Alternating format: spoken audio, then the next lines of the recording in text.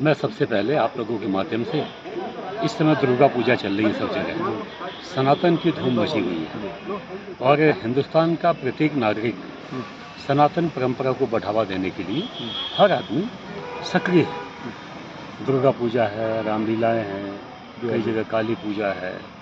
तो ऐसे पावन पवित्र त्योहारों की मैं आप सबके माध्यम से पूरे समाज को, भवाली वासियों को मैं बहुत बहुत शुभकामना देता हूँ, बधाई देता हूँ। और हमारी परंपराएं और ये देश हिंदू धर्म जितना मजबूत रहेगा, बाकी चुनाव उनाव तो ये होते रहते हैं, आते जाते रहते हैं, कोई खास बात नहीं है। और जैसा आपने कहा कि कांग्रेस इस चुनाव के लेकर आशान्वित है, होना चाहिए।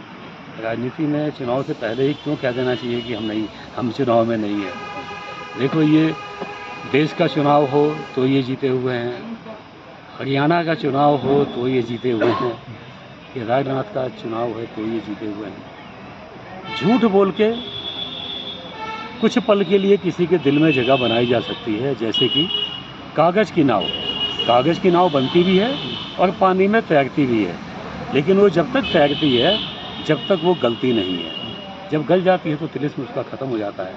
ऐसे ही कांग्रेस पार्टी है, ये डूबता हुआ जहाज़ है और लोगों को ये महसूस हो चुका है। किसी वर्ग का आदमी हो, हिंदुस्तान के प्रत्येक व्यक्ति के दिल में ये बात बैठ गई है और सब लोगों ने बिल्कुल बड़े मन से इस बात को स्वीकार कर लिया है कि काश जैसे मोदी जी ने देश का विकास 10 साल में किया है।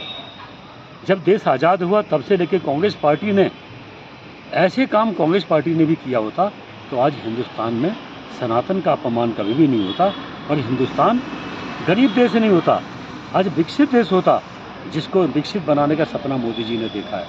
ये कांग्रेस ने देश का बेड़ा गर्क किया है, सनातन परंपराओं को ध्वस्त किया है। आज हिंदुस्तान की जनता समझ चुकी है। इसीलिए चाहे देश का आम चुनाव हो, चाहे हरियाणा प्रदेश जहाँ भगवान श्री कृष्ण भगवान ने गीता का ज्ञान दिया था, उस जगह हमारे किसान भाइयों की आड़ में लोगों ने कितनी नकारात्मकता फैलाई। कुछ लोगों ने, राजनीतिक लोगों ने, स्वार्थी लोगों ने, लेकिन वहाँ की जो ईमानदार जनता है उन्होंने कृष्ण भगवान को याद करते हुए जो मोदी जी का विजन है उस पर लोगों ने ठप्पा लगाने का काम किया और बहुत बड़ी मात्रा में पूर्ण बहुमत की सरकार बनाने का काम किया। ऐसे ही मैं आपको विश्वास दिलाता हूँ, हमारे प्रदेश में उत्तराखंड में भारतीय जनता पार्टी की सरकार है। लोगों ने दूसरी बार सत्ता सौंपी है और उसका सुख भी प्रदेश को मिल रहा है। हमारी सरकार बहुत ईमानदारी के साथ चाहे कोई सा विभाग हो, बहुत ईमानदारी से हमारे प्रदेश की सरकार काम कर रही है। आम जनता को इसका लाभ मिल रहा है और इसका परिणाम आने वाले टाइम में जो केदारनाथ का चुनाव होगा, एक तरफा भारतीय जनता पार्टी की जीत होगी।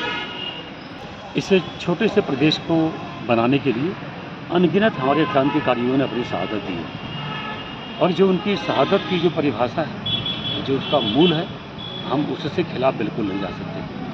तो जो हमारे प्रदेश की भावना है, हमारी सरकार, हमारी पार्टी कोई उत्तराखंड की पार्टी नहीं है, ये विश्व की सबसे बड़ी राजनीतिक पार्टी है। तो जो हमारा संगठन निर्णय लेगा, हम उसे निर्णय के साथ हैं। हमारा कोई इंडिविजुअल अलग से एजेंडा, अरविंद पांडे का अलग और पुष्कर धामी का अलग, ऐसा नहीं है। हमारी अंतर्राष्ट्रीय पार्टी है, विश्व की सबसे बड़ी राजनीतिक पार्टी है। जो संगठन हमारा निर्णय लेगा, हम सब उसके साथ हैं।